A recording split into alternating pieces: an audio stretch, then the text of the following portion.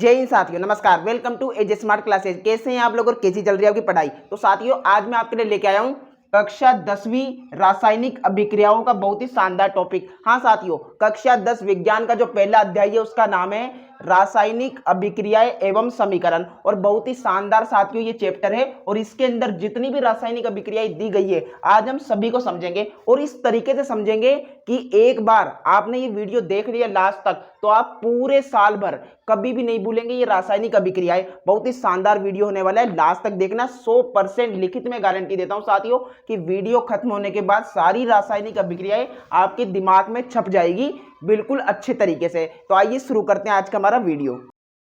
हाँ तो साथियों, पहले मैं आपको बता देता हूं कि कक्षा 10 में जो आपका चैप्टर है विज्ञान का रासायनिक अभिक्रिया एवं समीकरण, उसमें आपको कौन कौन सी अभिक्रिया देखने को मिलेगी। आपको फर्स्ट अभिक्रिया देखने को मिलेगी संयोजन अभिक्रिया, सेकंड होगी वियोजन या अपघटन अभिक्रिया, थर्ड होगी विस्थापन अभिक्रिया, फोर्थ होगी उष्माक्षेपी और आपकी 5 नंबर पे होगी उष्माशोषी और उपचयन और अपचयन अभिक्रिया। ये सभी अभिक्रिया आपको फर्स्ट लेसन में दी गई है, इनके अलावा और कुछ भी अभिक्रिया नहीं है। और भी कुछ है तो इनके नाम से ही बनती है साथियों, जो मैं आपको अभी बता दूंगा। तो सबसे पहले हम समझ लेते हैं संयोजन अभिक्रिया। यहीं के यहीं याद हो जाएगी, बस ध्यान से वीडियो अंत तक देखना है, बिल्कुल भी स्किप नहीं करना है, अपने भाई पर अपने सर पर भरोसा करके। ओके, तो यहाँ पर बात करें संयोजन अभिक्रिया क्या है, तो ऐसी रासायनिक अभिक्रिया जिसमें दो या दो से अधिक अभिकारक मिलकर एकल उत्पाद बनाते हैं। तो पहले आप समझते जाना साथियों, अभिक्रिया आप समझते होंगे, कोई भी परिवर्तन होता है जिसमें नया पदार्थ बनता है तो वो क्या होती है, आपकी अभिक्रिया होती है।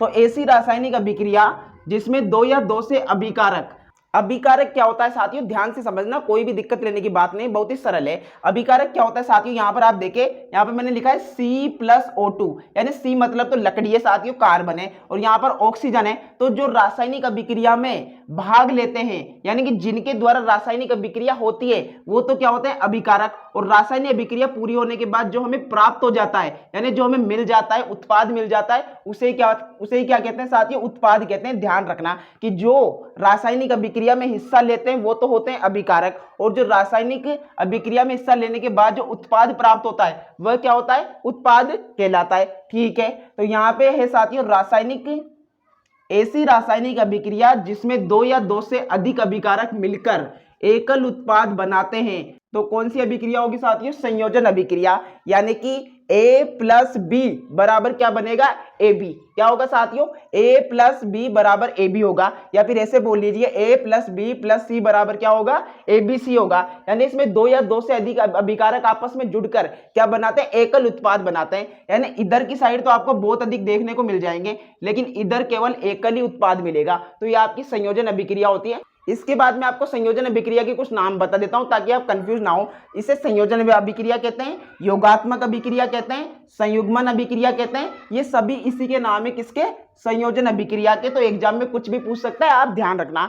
तो दो या दो से अधिक अभिकारक जुड़कर जब एकल उत्पाद बनाएंगे तो कौन सी अभिक्रिया होगी, आपकी संयोजन अभिक्रिया होगी। उसके बाद आती है वियोजन या अपघटन अभिक्रिया। इसके भी दो नाम है साथियों, इसे है ना वियोजन भी बोलते हैं और अपघटन भी बोलते हैं। तो ऐसी रासायनिक अभिक्रिया, मैंने सभी को इस तरीके से लिखा है साथियों कि ऐसी रासायनिक अभिक्रिया, ऐसी रासायनिक अभिक्रिया, ताकि आपको याद हो जाए। ऐसी रासायनिक अभिक्रिया जिसमें एकल अभिकारक टूटकर दो या दो से अधिक उत्पाद बनाते हैं। ऊपर वाली में क्या था साथियों, A+B बराबर AB था। अब इसको उल्टा कर दो, AB को ले आओ इधर की साइड, AB बराबर A+B, यानी कि जो वहां पर C+O2 था और CO2 बन रहा था, यहाँ पर क्या होगा साथियों, उल्टा हो जाएगा। मतलब जल ले लेते हैं, यहाँ पर हम H2O जल है, हम जल में जैसे ही विद्युत धारा प्रवाहित करेंगे तो वो कैसे टूट जाएगा, H2+O2 में। यानी इसमें इधर एकल अभिकारक टूटकर, यानी अकेला अभिकारक टूटकर दो या दो से अधिक क्या बनाएगा, उत्पाद बनाएगा। बहुत ही सिंपल है। ऐसी रासायनिक अभिक्रिया इसमें एकल अभिकारक टूटकर दो या दो से अधिक उत्पाद बनाते हैं, आपकी वियोजन या अपघटन अभिक्रिया कहलाती है। उदाहरण याद रखिए साथियों, H2O क्या हो जाएगा, H2+O2, या फिर CaCO3 क्या हो जाएगा, Ca+CO2। यानी इधर तो एक ही आएगा साथियों, एक ही यौगिक आएगा, और इधर दो या दो से अधिक आएंगे। तो आपको ध्यान रखना है। आपको एग्जाम में ऐसे भी पूछ सकता है कि वियोजन अभिक्रिया के प्रकार बताओ, तो याद रखिए उष्मीय वियोजन, वैद्युत वियोजन, प्रकाशीय वियोजन। वियोजन अभिक्रिया के 3 प्रकार होते हैं। कौन कौन से, उष्मीय वियोजन, वैद्युत वियोजन और प्रकाशीय वियोजन, ये आपको याद रखना है। तो दोनों परिभाषा आपकी एकदम क्लियर हो गई होगी। इसके बाद बात करें विस्थापन अभिक्रिया की, तो ये भी बहुत ही शानदार है, ध्यान से देखना। ऐसी रासायनिक अभिक्रिया जिसमें अधिक क्रियाशील तत्व यानी क्या साथियों, अधिक क्रियाशील यानी पावरफुल तत्व कम क्रियाशील तत्व को उसके यौगिक से विस्थापित कर देता है। तो ये बहुत ही शानदार है साथियों, एक दो बार पढ़ना याद हो जाएगी। ऐसी रासायनिक अभिक्रिया जिसमें अधिक क्रियाशील तत्व कम क्रियाशील तत्वों को उसके यौगिक से विस्थापित कर देता है, तो कौन सी अभिक्रिया है, आपकी विस्थापन अभिक्रिया है। तो इसमें उदाहरण आप याद रखिए, zinc plus copper sulphate Zn plus CuSO4। यहाँ पर साथियों कॉपर क्या है, कम क्रियाशील तत्व है जिंक की अपेक्षा, यानी आप देखेंगे तो कॉपर क्या है, इससे सल्फेट के साथ है CuSO4 है, लेकिन यहाँ पर क्या होगा साथियों, जो जिंक है कॉपर को तो भगा देगा यानी विस्थापित कर देगा, यहाँ पर आ जाएगा सल्फेट के पास, तो जिंक सल्फेट प्लस क्या बन गया, कॉपर बन गया, यानी Zn प्लस CuSO4 था। तो यहाँ से जो Cu है इसको हटाकर यहाँ पे क्या आ जाएगा, जिंक आ जाएगा, और Cu यानी कॉपर है वो बाहर हो जाएगा, तो विस्थापित हो गया। तो एक बार मेरे साथ बोलिए, ऐसी रासायनिक अभिक्रिया जिसमें अधिक क्रियाशील तत्व कम क्रियाशील तत्व को उसके यौगिक से विस्थापित कर देता है, कौन सी अभिक्रिया है, आपकी विस्थापन अभिक्रिया है। बहुत ही सरल है। अब इसके बाद आपको देखना है ऊष्माक्षेपी अभिक्रिया। तो साथियों ऐसी रासायनिक अभिक्रिया जिसमें उत्पाद के निर्माण के साथ साथ ऊष्मा भी उत्पन्न होती है, यानी कि आपकी जो अभिक्रिया है, यानी आपकी अभिक्रिया जो तो हो ही रही है, यानी उसमें उत्पाद का निर्माण तो हो ही रहा है, लेकिन उसके साथ साथ ऊष्मा भी उत्पन्न हो रही है, यानी ऊष्मा भी निकल रही है, यानी ऊष्मा का क्या हो रहा है, उत्सर्जन हो रहा है, उत्सर्जन। तो वो कौन सी अभिक्रिया होगी, आपकी ऊष्माक्षेपी अभिक्रिया होगी। उदाहरण हम यही वाला ले लेते हैं साथियों, C+O2। तो C+O2 में क्या बनता है, CO2 बनता है, यानी हम लकड़ी को जलाते हैं तो कार्बन डाइऑक्साइड गैस निकलती है, लेकिन आपने देखा होगा उसके साथ ऊष्मा भी निकलती है, यानी जो हमें जलन से यानी ताप सा महसूस होता है वो क्या होती है, ऊष्मा ही तो होती है। तो यहाँ पर क्या है, ऊष्मा भी निकलती है। तो C+O2 CO2 प्लस ऊष्मा, ये आपको उदाहरण याद रखना है। इसके बाद हम बात करें ऊष्मा शोषी अभिक्रिया की, तो ऐसी रासायनिक अभिक्रिया जिसमें ऊष्मा का अवशोषण होता है। अवशोषण का मतलब साथियों कि उसमें ऊष्मा देनी पड़ती है। यहाँ तो क्या है, जो ऊष्मा छेपी थी उसमें ऊष्मा निकल रही थी बाहर, लेकिन इसमें अभिक्रिया करने के लिए इसमें ऊष्मा देनी पड़ती है।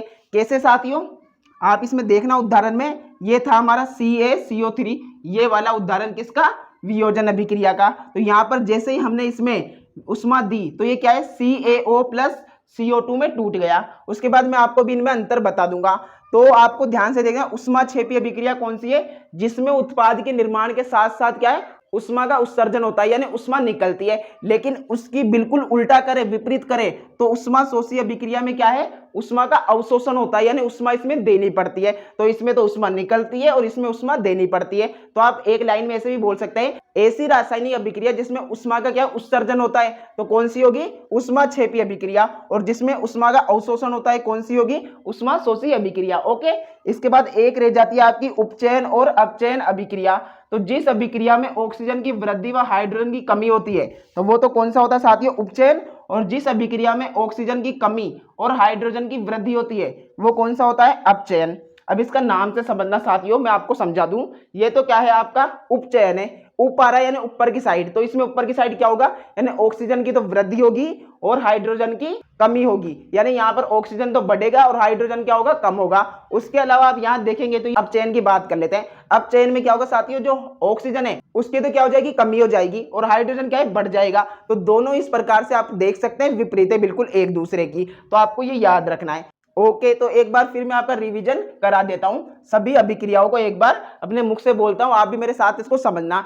सबसे पहले हमने पढ़ी संयोजन अभिक्रिया, ऐसी रासायनिक अभिक्रिया जिसमें क्या है साथियों, दो या दो से अधिक अभिकारक जुड़कर क्या बनाते हैं, एकल उत्पाद बनाते हैं, C+O2 बराबर CO2। उसके बाद है वियोजन या अपघटन अभिक्रिया, ऐसी रासायनिक अभिक्रिया जिसमें एकल अभिकारक टूटकर दो या दो से अधिक उत्पाद बनाता है, कौन सी अभिक्रिया है आपकी वियोजन अभिक्रिया। उसके बाद हमने कौन सी पढ़ी, विस्थापन अभिक्रिया, जिसमें अधिक क्रियाशील तत्व कम क्रियाशील तत्व को उसके यौगिक से विस्थापित कर देता है, तो विस्थापन अभिक्रिया हो गई। उसके बाद हमने पढ़ी ऊष्माक्षेपी अभिक्रिया, जिस रासायनिक अभिक्रिया में ऊष्मा का उत्सर्जन होता है, यानी ऊष्मा निकलती है, तो वो कौन सी हो गई, ऊष्माक्षेपी अभिक्रिया। उसके बाद ऊष्मा शोषी अभिक्रिया, जिसमें क्या है, ऊष्मा का अवशोषण होता है, जिसमें ऊष्मा देनी पड़ती है, वो कौन सी अभिक्रिया है, ऊष्मा शोषी अभिक्रिया। उपचयन में हमने पढ़ा जिसमें ऑक्सीजन की वृद्धि और हाइड्रोजन का ह्रास, तो वो आपकी उपचयन अभिक्रिया हो गई। अपचयन की बात करें जिसमें हाइड्रोजन का तो क्या है, वृद्धि हो रही है और ऑक्सीजन क्या है, डाउन हो रहा है यानी कम हो रहा है, वो कौन सी अभिक्रिया हो गई, अपचयन हो गई।